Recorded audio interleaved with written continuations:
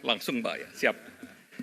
Assalamualaikum warahmatullahi wabarakatuh. Yang kami hormati Bapak Presiden Republik Indonesia Pak Prabowo Subianto, Bapak Ibu Menteri Kabinet Merah Putih, Ketua Dewan Ekonomi Nasional, Gubernur Bank Indonesia, Kepala OJK, para pelaku usaha, Kadin, Apindo, asosiasi mulai dari serikat pekerja, serikat tani, dan sampai dengan pasar modal, para direksi perbankan, dan juga hadir di sini para media cetak, pemimpin redaksi, dan juga seluruh stakeholder yang saya tidak bisa sebut satu persatu, dan terima kasih Direktur Utama Bank Mandiri yang sudah diberi kesempatan untuk menyelenggarakan acara ini.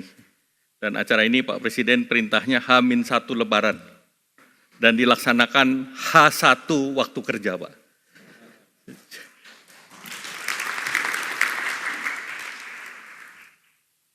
Pertama, izinkan kami mohon maaf lahir dan batin dalam rangka Hari Raya Idul Fitri.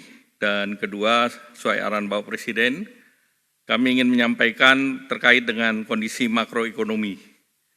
Kalau kita lihat secara pertumbuhan ekonomi C2C atau quarter to quarter, pertumbuhan tetap 5,03%, relatif tinggi, dan secara spasial Papua Barat, Maluku, itu juga tumbuhnya di atas nasional. Nah, ini seluruhnya akibat dari hilirisasi dan juga kontribusi terbesar berada dalam sektor yang seperti tadi disampaikan Bapak Presiden, sektor industri atau sektor manufaktur yang hampir 19% daripada PDB. Dari segi inflasi, ini terkendali. Inflasi hari ini sudah dilaporkan itu angkanya sedikit di atas 1%, dan ini Indonesia termasuk salah satu yang terendah di dunia ataupun di global, baik di level ASEAN, G20 maupun yang lain. Dari segi indeks keyakinan konsumen masih tetap tinggi di 126,4, di atas 100, konsumen masih optimis. Kemudian dari sisi indeks penjualan real bulan Februari ada terkontraksi sedikit, namun pada saat menjelang Lebaran dia agak naik sedikit. Neraca pembayaran surplus 7,2 miliar, pertumbuhan kredit relatif juga baik di angka bulan Februari 10,4%, dan dana pihak ketiga ataupun deposito masyarakat ataupun dana yang ditaruh di perbankan di atas 5%, di atas pertumbuhan ekonomi yaitu 5,7%, dan kita masih punya cadangan devisa yang cukup tebal, yaitu 154 miliar US dollar dan cukup untuk biaya import 6,4 bulan dan juga untuk pembayaran hutang. Dari segi perdagangan, di bulan Februari kita juga surplus 3,12 miliar dolar dan ini surplus sepanjang 58 bulan terus-menerus. Dari segi peringkat investasi, daya saing kita naik di nomor 27 dari 67 negara berdasarkan data IMD, ini naik 7 tingkat, dan juga kinerja perekonomian dan efisiensi bisnis relatif baik, itu yang dilaporkan oleh IMD, dan secara kredit rating kita berada setingkat di atas investment grade, baik itu dilakukan oleh S&P, Moody, Fitch, dan GCR. Bahkan Moody menyatakan bahwa ketahanan Indonesia itu akibat dari domestic market yang relatif kuat dan komitmen pemerintah menjaga kredibilitas kebijakan moneter dan fiskal, dan juga kebijakan hilirisasi komoditas dan peningkatan daya saing di sektor manufaktur ini bernilai positif, dan juga terkait dengan supply chain termasuk ketersediaan bahan baku atau bahan mentah untuk ekspor. Kalau kita lihat dari segi intermediasi perbankan juga tumbuh positif dengan resiko terjaga. Tadi sudah saya sampaikan bahwa DPK kita di atas 5% dan penyaluran kreditnya di atas 10,42%. Kemudian likuiditas perbankan terjaga, loan to deposit ratio-nya sudah juga di angka baik 88,92%, dan juga kita lihat capital adequacy ratio-nya 27%, sehingga sebetulnya perbankan kita solid dalam periode saat sekarang. Jadi tidak sama dengan pada saat kita menghadapi berbagai krisis yang lalu. Kemudian kalau kita lihat belanja saat Ramadan, itu kelihatan naik di angka 248,1. Jadi Natal, Tahun Baru, dan Ramadan membantu daya ungkit daripada konsumsi kita. Nah, tentu dunia sedang tidak baik-baik saja. Kita lihat indikator pasar keuangan masih berfluktuasi, IHSG masih negatif, tadi pagi negatif namun sudah berada pada tren positif, sudah naik. Nilai tukar rupiah juga relatif terjaga, walaupun ada pelemahan, tetapi kalau kita bandingkan negara lain seperti Jepang, pelemahannya itu sampai 50%. Demikian pula beberapa negara lain, bahkan Amerika menggugat pelemahan currency itu sebagai currency manipulator. Jadi itu dimasukkan sebagai bagian daripada non-tarif barir. Kemudian kalau kita lihat yield treasury kita juga relatif bagus, kemudian juga obligasi dan juga yang terkait dengan cadangan devisa relatif tetap sama. Nah, kemudian terjadi pengumuman penetapan tarif oleh Presiden Amerika, Trump 2.0. Kita melihat bahwa economic uncertainty-nya langsung melonjak, yang tertinggi. Nah, ini akibat kebijakan tersebut. Probability resesi juga meningkat, namun Indonesia masih relatif rendah di 5%. Kemudian trade policy uncertainty-nya juga tinggi, sehingga kita masuk dalam kebijakan yang uncertain, terjadi gejolak pasar uang seluruh dunia, pelemahan mata uang di emerging market, kemudian juga retaliasi tarif oleh China, kemudian rantai pasok global juga terganggu, dan tentunya ini banyak korporasi yang menahan atau terjadi penurunan konsumsi, bahkan wait and see untuk melakukan investasi ataupun ekspansi. Kalau kita lihat berbagai komoditas strategis itu mengalami penurunan, baik itu crude oil maupun palm oil, dan rata-rata pertumbuhan dunia juga relatif turun di angka 2,7, baik Amerika, Eropa, China, Brasil, India, pertumbuhannya seluruhnya relatif rendah, hanya India yang diproyeksi menjadi 6%, namun dengan adanya trade policy Trump ini diperkirakan ada koreksi sekitar 0,5%. Nah, kalau kita lihat ASEAN, ini ASEAN itu sebetulnya negara klaster nomor 2 tertinggi memberikan defisit ke Amerika. Kalau kita dijadikan satu, ini hanya sedikit di bawah China. Nah, tentu dikontribusikan oleh Vietnam yang 129,4, kemudian juga Thailand 48 billion, Malaysia 26 dan Indonesia 19,3. Nah, 4 negara ASEAN ini masuk dalam 15 negara yang mengakibatkan defisit di Amerika. Oleh karena itu, kemarin Bapak Presiden ke Kuala Lumpur juga untuk menyatukan langkah ASEAN, karena ini adalah langkah yang strategis yang diambil oleh ASEAN, dan tarif negara ASEAN rata-rata tinggi. Tarif yang tinggi ini adalah tarif yang merupakan kompetitor Indonesia, yaitu Vietnam, Thailand. Malaysia lebih rendah, Kamboja lebih tinggi, kemudian Singapura yang terendah sebesar 10%. Nah, akibat daripada Trump 2.0 ini beberapa komoditas turun. Jadi kalau kita lihat crude oil turun hampir 30%,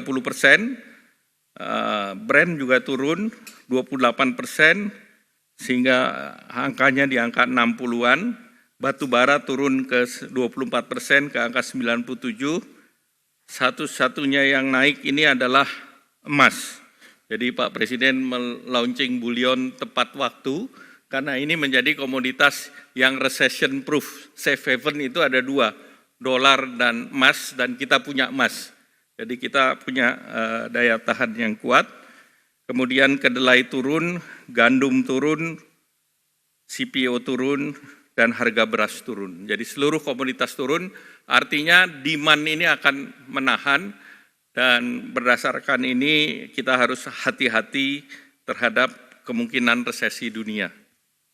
Nah, kemudian respons global itu China retaliasi.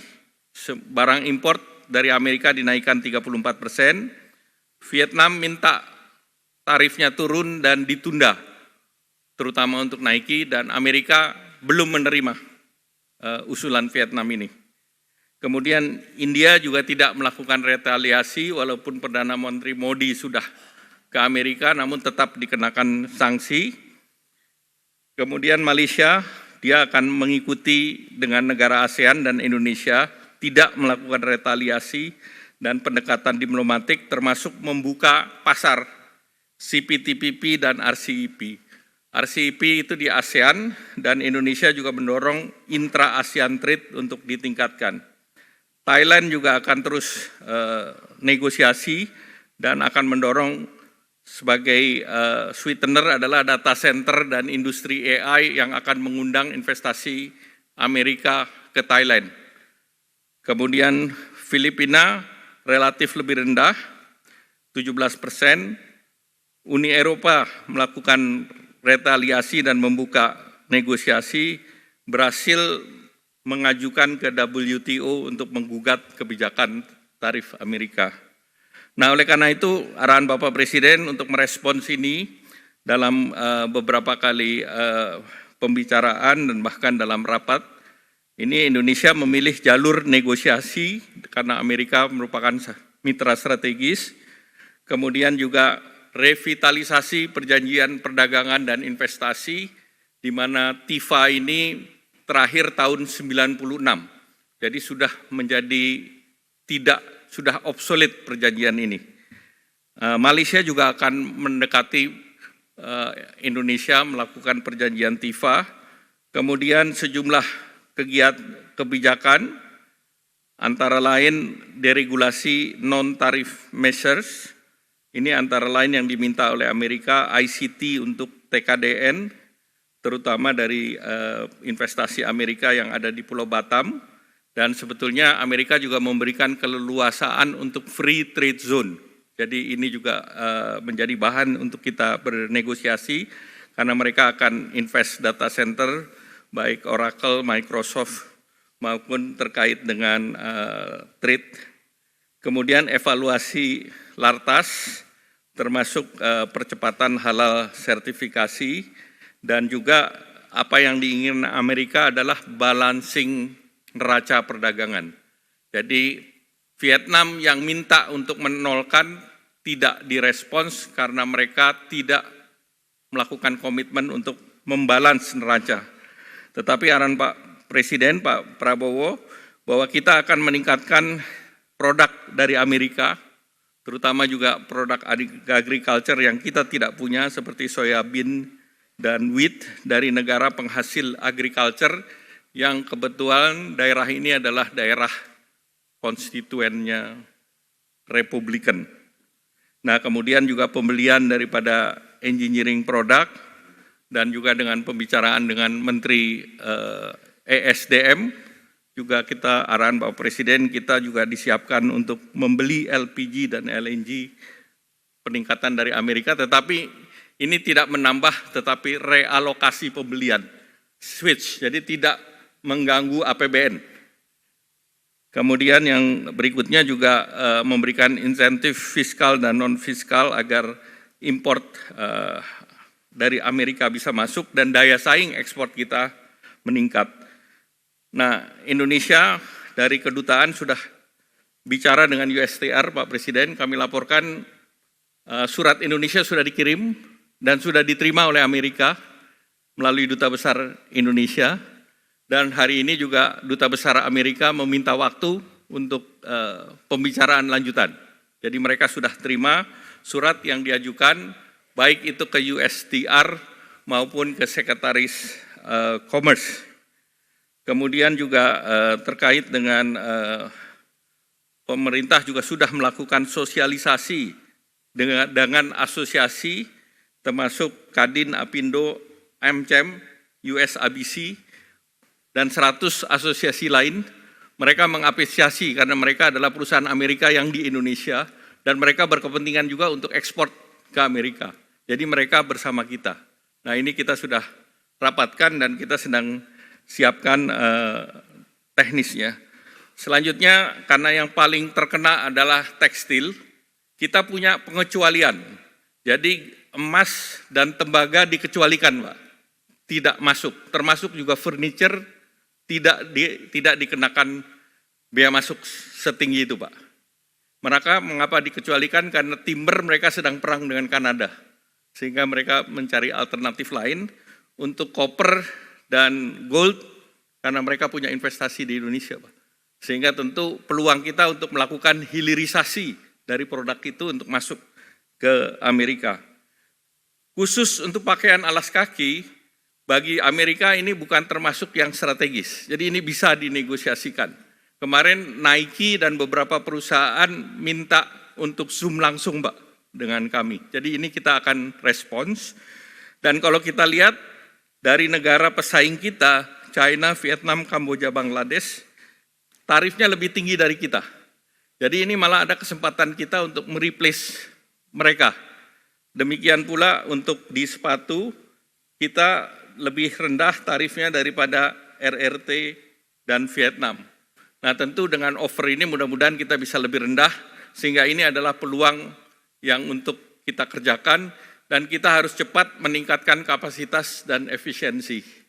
Nah, produk kita rata-rata harga jual sepatu itu 15-20 dolar, sehingga bea masuknya itu 6 dolar, padahal harga beli di sana 70-80 dolar, Pak. Jadi dampaknya tidak sebesar 30%.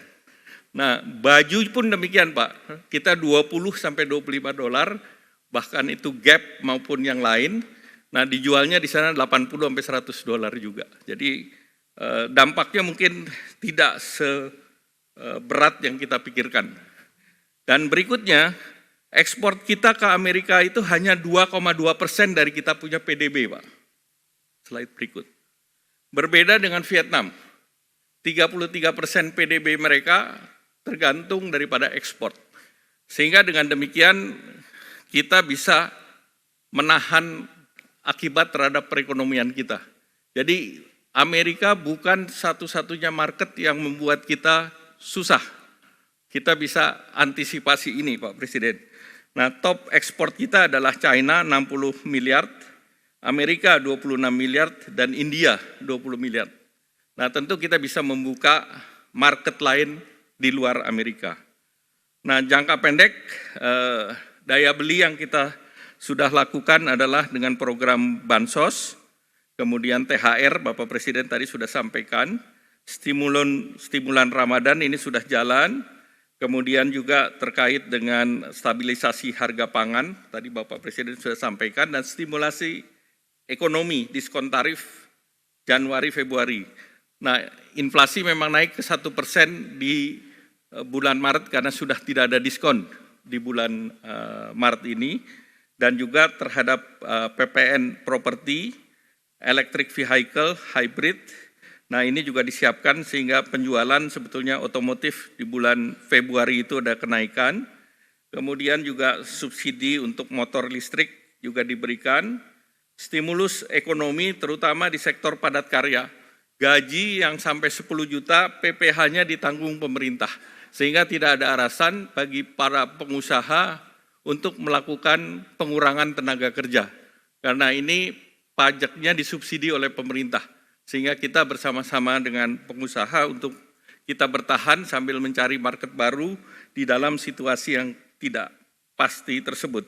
Dan selanjutnya KUR juga kita siapkan 300 triliun termasuk untuk sektor padat karya. Nah, ini sektor-sektor yang didukung oleh pemerintah, yaitu makan minum, tekstil, produk tekstil, kulit, furniture, ini tumbuhnya masih positif di atas untuk makanan minuman di atas pertumbuhan ekonomi 5,6%, tekstil masih 4,26%, kulit 6,83%, furniture masih di 2%. Nah, kredit kita harapkan ini bisa dilaksanakan karena PMK-nya sudah terbit sehingga sesudah Lebaran sektor ini bisa diberikan plafon sesuai arahan Presiden. Ini adalah untuk pengusaha yang mayoritas UMKM ini Pak Presiden. Kreditnya 500 juta sampai 10 miliar, bunganya disubsidi pemerintah 5%. Jadi apapun banknya kalau kredit investasi 7-8 tahun, bunganya dari perbankan bisa 13-14, masyarakat menikmati dipotong Pak, jadi 8%. Nah, ini yang diharapkan bisa memperkuat produktivitas sektor padat karya ini. Nah, kemudian beberapa juga kebijakan sudah disampaikan Bapak Presiden, devisa hasil ekspor memang murni untuk memperkuat cadangan devisa kita, dan kalau ini full dilaksanakan, maka ini bisa mencapai di atas 100 billion, namun karena ini baru di bulan Maret kemarin, maka ini tentu angkanya lebih rendah dari itu. Demikian pula bullion bank yang sudah ada 2, memang masih perlu ada regulasi-regulasi tambahan di mana bullion bank ini penjualan atau peminjamannya tidak berbentuk gadai, tetapi ini sebagai deposito yang bisa dijaminkan. Jadi ini masih ada satu tahapan lagi Pak Presiden, supaya ini betul-betul bisa masuk di balance sheet perbankan. Selanjutnya, inilah 83% peluang pasar. Pasar Amerika dalam trade itu 17%. Sehingga 83% ini yang sekarang arahan Pak Presiden, EU SEPA tinggal satu isu, yaitu masalah transparansi perdagangan. Dan dengan regulasi yang nanti Bapak Presiden umumkan, itu selesai Pak. Jadi kita menyelesaikan Amerika dan menyelesaikan Eropa dalam langkah yang sama. Dan ini pasar besar, 16,6 triliun, dan untuk food apparel terbesar itu ada di Eropa, bukan di Amerika. Kemudian juga RCEP itu yang basisnya ASEAN Plus, itu juga kita perlu dorong karena ini adalah inisiatifnya Indonesia. Ekonominya juga besar, 24,6 triliun. Kemudian inisiatif baru CPTPP.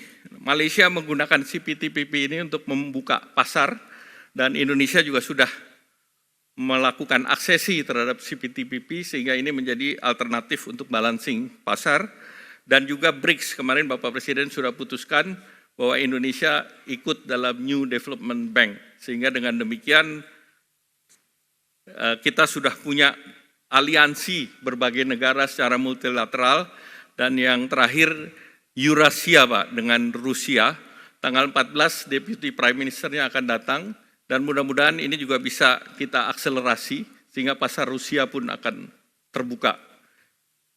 Nah, terakhir mungkin beberapa hal yang menjadi catatan bahwa di tengah kepastian global fundamental kita kuat, daya saing bisa meningkat, rating kita relatif stabil, sektor keuangan baik, walaupun ketidakpastian semakin meningkat, tetapi domestic market dan APBN kita berfungsi sebagai shock absorber, Pak Presiden. Dan ini sudah pernah kita lakukan pada saat COVID, jaga domestic market, jaga industri nasional, dan gunakan APBN. Kemudian posisi kita di ASEAN kuat, dan ASEAN tentunya perlu merespons karena ASEAN di Indo-Pasifik menjadi sangat penting, dan kemarin kunjungan Pak Presiden sangat berarti bagi Malaysia, dan akan ada rapat Menteri Perdagangan hari Kamis. Sehingga tentu ini akan menyelesaikan langkah bersama ASEAN menghadapi Amerika. Selanjutnya mungkin kami cukupkan. Sekian, terima kasih. Mohon arahan Pak Presiden. Wassalamualaikum warahmatullahi wabarakatuh.